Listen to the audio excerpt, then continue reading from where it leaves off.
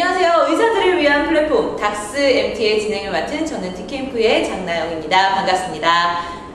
자, 오늘은 이미 저랑 같이 인사를 한번 해주셨는데요. 조금 여태까지와는 다른 분을 모셔봤습니다. 여태까지는 스타트업계에 종사하고 계신 의사 선생님들을 모셨었어요. 그런데 이번에는 정말 의사 선생님이시지만 스타트업과 무슨 연관이 있을까를 생각하면서 들으셔야 될 겁니다. 서울의료원 시민공감서비스 디자인센터 김현정 센터장님 모시고 이야기 나눠보겠습니다. 선생님 반갑습니다. 안녕하세요. 안녕하세요. 네. 자, 서울의료원 시민공감서비스 디자인센터. 이름도 되게 길어요. 근데 의료원이랑 시민공감서비스 디자인 약간 매치하기가 좀 힘들어요. 이 센터 소개부터 좀 간단하게 해주시겠어요? 네, 저희 센터는 2015년 9월에 개소를 하였습니다. 이제 서울의료원은 서울시 13개 병원의 대표적인 헤드쿼터 병원이라고 얘기를 할 수 있는데요. 시립병원 자체에 어떤 혁신을 꾀하고자 하는 그런 조직으로 시작을 했어요. 근데 가장 기관은 환자를 공감하면서 그들의 모든 서비스에 대한 디자인을 하겠다라는 기본적인 아이디어를 시작했고요. 내후에 CFI나 삼성병원, 아산병원, 세브란스병원 같은 창의 센터들을 이제 모토로 해서 시작했습니다. 그래서 시립병원 자체의 그동안의 낙후된 이미지를 조금 더 밝게 만들며 혁신적인 이미지로 하겠다는 그런 취지를 만든 센터입니다. 그러면은 딱 들었을 때는 뭔가 반짝반짝한 아이디어들이 많이 나올 것 같은데 아직 센터가 설립된 지 그럼 1년이 채 되지가 않았어요? 네, 저희가 8개월 차입니다. 네, 이제 겨우 걸음마 준비하는데 네, 조금 있으면 이제 첫 돌이 될 텐데 그 8개월 동안 서울의료원이라던가 아니면은 다른 병원에라도 이 센터에서 나온 아이디어가 적용된 사례가 있을까요? 가장 먼저 적용된 거는 메르스 때였어요. 메르스 저희가 센터를 준비할 때 메르스가 터졌죠. 메르스가 터지면서 가장 힘들었던 거는 외부에서 열이 나는 환자가 메르스인지 아닌지를 판별하는 그런 시스템이 있었는데 그거부터 저희 과제가 돼버린 거예요. 그러니까 서비스 디자인이라는 거는 처음부터 되게 우아하게 나오는 게 아니라 당장 현장에서 문제가 생기면 그걸 어떻게 풀까라는 그런 프로세스로 보시면 되는데요. 실은 환자가 들어올 때 열을 2번 체크를 했어요. 2번이요? 갈 때, 올 때 환자가 화를 내요. 힘들죠. 네. 그래서 저희가 그때 다 회의에 모여서 우리 어떻게 할래? 그랬더니 스티커를 붙일까요? 근데 그렇다 붙일 때 돌잔치 가보시면 아시죠? 스티커. 네, 밥 먹을 때 되게 없어 보이잖아요. 그래서 저희는 36.5라는 스티커를 붙여드리면 36.5에 두 가지 의미가 있죠. 365일 건강하고 36.5도라는 이미지를 갖고 풀었어요. 그런 게 서비스 디자인의 시작이었던 거예요. 그러니까 서비스 디자인 올해부터 시작합니다가 아니라 문제가 생기면 풀어가는 과정이라 저희가 그런 이제 외래 관리하는 매뉴얼들을 만드는 거, 외래 관리하는 시스템을 만드는 것 자체가 저희 첫 작품이었고요. 그다음에 응급실 개선 사업들, 응급실에 들어가면 도대체 어디 가지? 막 그런 거 있잖아요.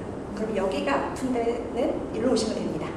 이런 사인 시스템, 이런 그 관광 안내 서비스처럼 이렇게 안내를 보이게 하는 그런 이제 사인 시스템을 바꾸게 되면 환자들이 좀 더 쉽게 올 수 있는 그런 게 서비스 디자인이거든요. 그래서 서비스 디자인은 가장 중요한 거는 환자 경험을 극대화시키는, 환자의 경험을 편안하게 해주는 그런 시스템들을 분석하고 생각하고 디자인 थि킹을 풀어가는 그런 과정이라고 볼 수 있습니다. 되게 재밌네요.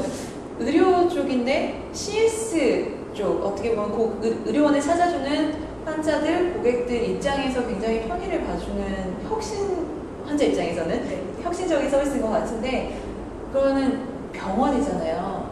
센터장님께서는 의사 선생님이시잖아요.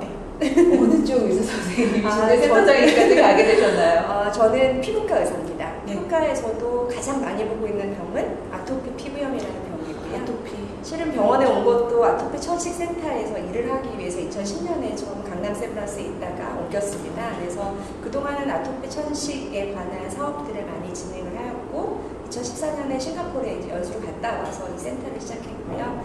아토피 피부염도 어떻게 보면 가장 만성적이고 어린 아이부터 노인까지 하는 피부병이기 때문에 그런 것들을 관리하는 것들에 대해서 많이 공부했던 경험이 있습니다.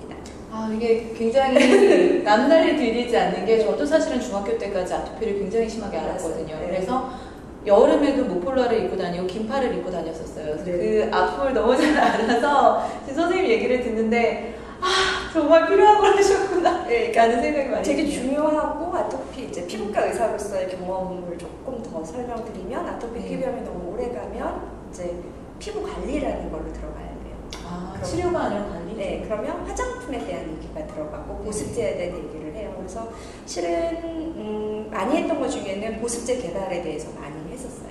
그래서 개발자들하고 컨택을 뭐 지금 헬스케어 IP 쪽 전에 바이오 사람들하고 많이 한 거죠. 원료부터 개발하고요.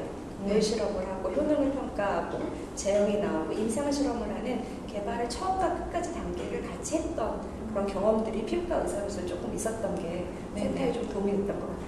그 서비스를 개발하는 네, 단계와 처음부터. 그 단계가 네. 살짝 유사한 점이 네. 있어요. 그러니까 화장품도 너무 좋은 성분이 있는데요. 제형이 안 나고 환자한테 임상 효과가 안 나오면 그건 네. 다시 엎어버려야 되는 거거든요. 그쵸. 예, 모든 개발 단계 똑같은 것 같아요. 네. 아, 그러면 이건 조금 다른 네. 질문인데, 아토피에 조금 네, 관심이 그러게요. 있다 보니까, 그, 보시는 선생님들 중에서도 사실 피부과가 아니시면 네. 아토피에 대해서 좀 고민을 하시는 분들이 계실 수도 있을 것 같아요. 아무래도 실내에서 많이들 업무를 보시잖아요. 그래서 제 그냥 개인적인 경험에 비춰보면 저희 엄마는 그냥 일반 분이시지만 보습에 좋다고 알로에를 그렇게 많이 보수적으로 이렇게 보조적으로 많이 발라주셨는데 물론 치료가 전문적으로 들어가야 되지만 많은 어머님들이 아이들한테 발라주는 그런 알로에 같은 게 실제로 효과가 있나요? 우선은 보습을 한다는 것 자체는 되게 좋은 행위예요. 꼭 알로에가 아니라 아토피 화장품이 되게 천차만별이에요. 네, 너무 네. 비싼 거, 네. 너무 싼 거랑 이런 것들이 다양하게 있지만 환자한테 맞는 거예요. 알로에가 어느 환자한테 보습이 잘 됐다 그러면 그건 가장 좋은 거고요. 어떤 사람은 정말 되게 이만큼 싼 그런 걸 해도 좋다 그러면 좋은 거고요. 나한테는 정말 비싼 거가 중요하다는 사람이 중요한 거고요. 나한테 맞는 게 되게 중요해요. 요새 뭐 프리시즌 메디슨 같은 거 얘기하지만 보습제도 마찬가지예요. 나한테 맞는 걸 찾는 게 가장 중요한 것 같아요. 네. 일단 보습은 굉장히 중요하다. 하지만 알로에가 모든 사람한테 맞는 건 아니라는 점. 그래서 혹시라도 그런데 고민이 있으시다면 좀 전문의와 상담을 한번 해보시면 좋겠습니다. 아, 사실 그 촬영이 들어가기 전에 제가 잠깐 여쭤봤어요. 선생님께서는 진료도 하시면서 이 어마어마한 시민 공감 서비스 디자인 센터 장으로서 업무도 같이 보고 계신데 지금 그 업무의 밸런스가 어느 정도가 되나요? 진료와 센터 장으로서요. 진료는 보통 신앙 클리닉 하나 포함하고 이제 7타임이라고 얘기하는, 저희가 한 타임이라고 하면 이제 반나절을 얘기하는 거거든요. 근데 그렇게 보는 시간은 환자에 집중을 하고요. 실은 이제 되게 딜레마에 빠져요. 센터의 비중을 너무 많이 두면 환자에 소홀해지고, 환자에 너무 많이 비중을 두면 센터가 소홀해지는데, 네네. 좀 긍정적으로 생각하는 편이요. 환자를 보지 않는 상황에서 환자의 경험을 얘기할 수는 없는 것 같아요. 아, 그렇죠. 네. 환자의 목소리를 매일매일 새로 듣고요. 환자의 불만을 매일매일 들을 수 있기 때문에 저희 센터에 빨리빨리 알려줄 수 있는 그런 기회인 것 같아요. 그래서 여러 가지 혁신 센터들이 있어요. 예, 전문적인 어떤 경영을 배우신 분들이 하는 센터도 있고, 그다음에 의사가 센터를 맡는 경우도 있는데, 저희는 그런 의사가 맡는 센터의 장점으로서 환자랑 매일매일 얘기하고 그들의 얘기를 전할 수 있다는 장점이 있다는 게 중요하고요. 물론 시간적으로 되게 부족해요. 예, 데이타임에 회의가 많은데 네. 그 시간 저는 진료를 봐야 되기 때문에 저희 팀원들한테 미안하지만 한 8개월 지나니까 저희가 세팅이 된 것 같아요. 자, 오늘 같은 날 진료가 없는 날이에요. 그러면 회의를 시간을 잡아요. 그래서 쭉 밀렸던 회의를 하고 외부의 업체들이나 어떤 그 협업하는 분들한테 되도록 목요일날 회의를 잡아주세요. 저랑 한 그런 밸런스들을 맞출 수 있던 그런 기간이었고, 실은 그렇게도 잘 돌아가고요. 그다음에 그 외의 시간, 뭐 점심시간 회의를 한다거나 아니면 저녁 시간에 이제 미팅을 좀 잡거나 초단을 쪼개서 그렇게 업무를 짜시는군요. 그리고 잘 쉬어요, 중간중간. 다행입니다. 다행입니다. 건강이 우선이라는 거. 자, 그러면은 아까 의사 선생님으로서 환자를 보기 때문에 그 경험을 반영할 수 있어 좋다라는 말씀을 하셨는데, 이 서울의료원 내에 있는 시민공감 서비스 디자인 센터, 이 센터 자체에는 인력 규모가 어느 정도가 되나요? 저를 포함해서 4명입니다. 네 분 다 의사 선생님. 네, 그러니까 그 조직이 되게 재밌는 조직인데요. 네. 저는 의사가 있고요. 그다음에 저희 간호사 선생님이 있어요. 네. 그 간호사 선생님은 아산병원에 응급실에 계시다가 호텔이나 그런 데서 이제 보건 관리자로 계시던 선생님이었어요. 네. 거기 와서 저희 보건 계획을 담당하는 분이 계시고요. 또 하나 전문 서비스 디자이너가 있어요.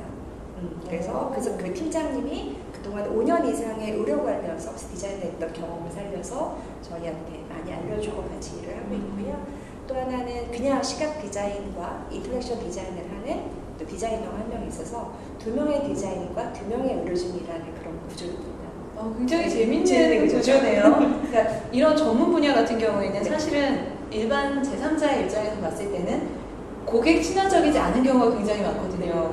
그 전문가들의 입장에서 풀어내니까. 그리고 고객 입장에서 하는 분들은 또 전문가분들이 봤을 때는 조금 실효성이 없는 경우가 많은데 정말 정확하게 50대 50의 밸런스를 지키고 계신 것 같아요. 재밌어요, 그렇게. 네.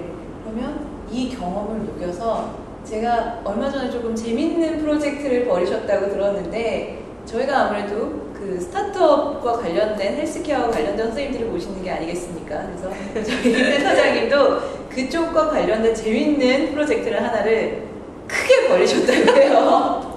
엄청 크게 벌이셨었죠. 해커톤이라고 들어보셨나요? 물론 아시는 분 계시겠지만 모르시는 분들도 계실 거예요.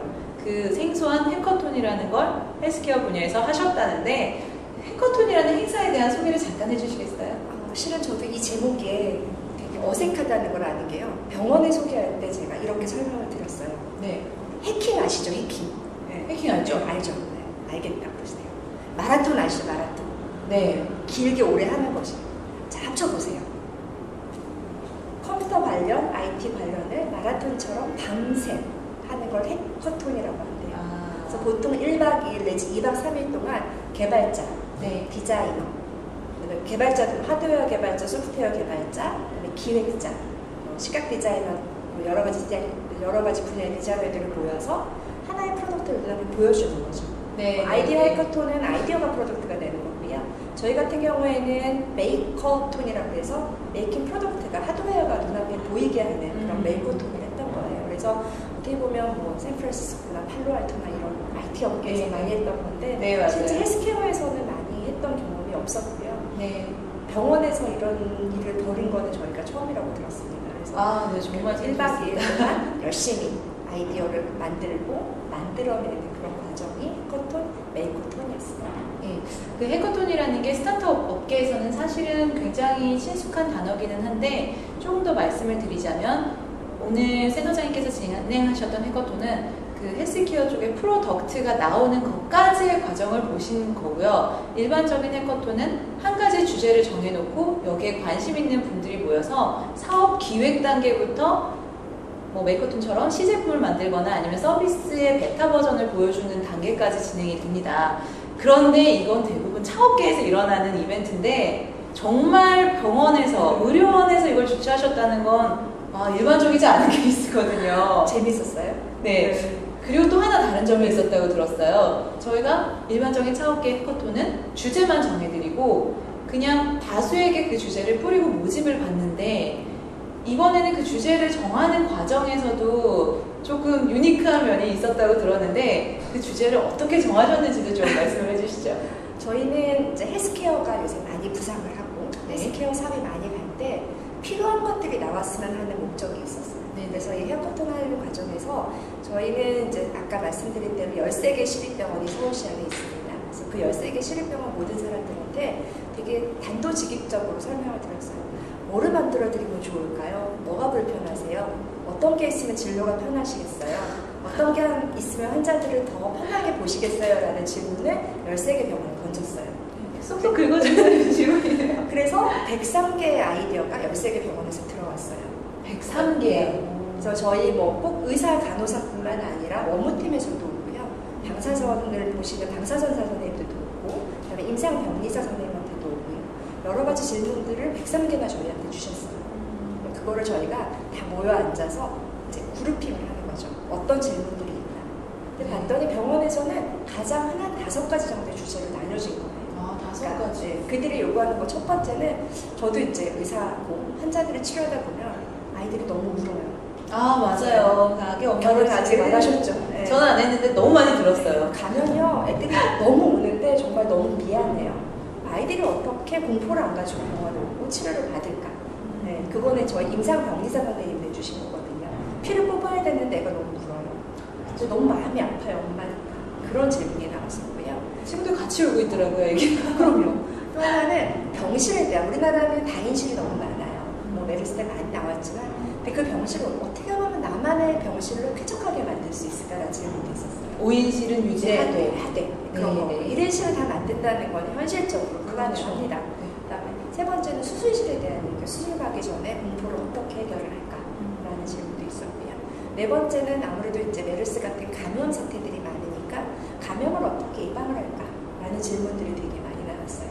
그래서 그 네 가지는 저희가 나온 거를 브리핑을 했고 나머지는 기타 등등 여러분의 자유로운 아이디어를 모집합니다라고 5가지 주제를 만들었어요.